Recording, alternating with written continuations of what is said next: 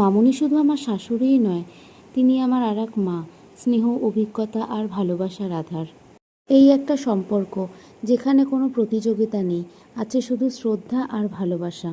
এখন বাজছে দুপুর 2টো। আমি আর মামুনি দুজন মিলে খেয়ে দিয়ে বেরিয়েছি এক দিদার বাড়িতে। এই দিদার সাথে পরিচয় আমার এখানে আসার পরেই। এই দিদার বাড়ি জলপাইগুড়ির বালাপাড়ায়। আর এই দিদার বাড়ি আসতে আমার ভীষণই ভালো লাগে। আসলে আমার গ্রামের পরিবেশটা ভীষণ পছন্দ, ভীষণ ভালোবাসি আমি গ্রামের পরিবেশে আসতে, থাকতে। আর এই দিদার সাথে মামুনিদের সম্পর্ক বহু বছরের। চলে এসেছি দিদার বাড়ি।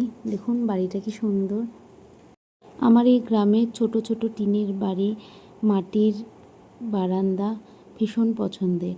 ওই যে দেখুন ছোট্ট ঘরটা দেখছেন, সবুজ দরজা, ওটা হলো দিদার ঠাকুর ঘর।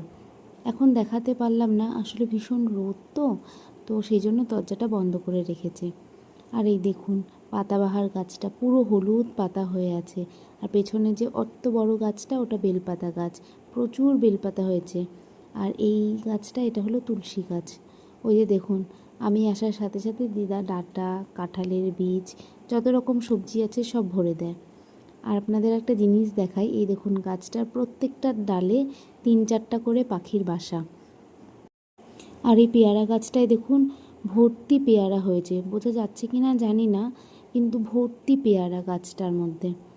আর এই যে দেখুন এখানে যে ছোট্ট কলা গাছটা আছে, এটার একটা বিশেষত্ব আছে। এই কলা গাছে শুধু ফল হয়, ফুল হয় না।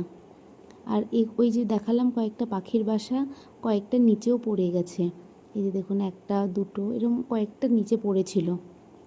একটা গাছের মধ্যে যে এত পাখির বাসা হতে পারে, সেটা আমি এটা না দেখলে বুঝতে পারতাম না। আর দেখেছিও আমি প্রথম, এরকম আগে আমি কোনোদিনও দেখিনি। ওই দেখুন দিদা আর মামুনি মিলে পেয়ারা পাড়ছে। আমি শুধু একবার বলেছি যে পেয়ারা খাবো, দেখুন দুজন মিলে চলে গেছে পেয়ারা পাড়তে। আর এই দেখুন লাল ফড়িংটা কি সুন্দর লাগছে দেখতে। বহুবার চেষ্টা করেছি ভিডিও করার, এদিক ওদিক সেদিক উড়ে যাচ্ছিল, তারপরে এসে বসেছে এখানে। আর এই লাল ফড়িংটা সবুজ পাতার মাঝখানে যে বসেছে, এত ব্রাইট লাগছে দেখতে। এখন আর ওড়েনি, আমি শান্তিমতো ভিডিও করেছি। আর এই ডাঁটা গাছটা দেখুন বিশাল বড় লম্বা, প্রায় আমার সমান। আমি খুব একটা লম্বা নই, তাও একদম আমার সমান সমান লম্বা ডাঁটা গাছটা। এরকম অনেক ডাঁটা গাছ আছে। দিদাদের বাড়িতে এলে যে কোন দিক দিয়ে সময় চলে যায় বোঝাই যায় না। তাহলে আজকের ভিডিওটা এই পর্যন্তই থাক। ভিডিওটি ভালো লাগলে প্লিজ সাবস্ক্রাইব করে দেবেন। সবাই ভালো থাকবেন, সুস্থ থাকবেন। দেখা হবে অন্য একটি ভিডিওতে।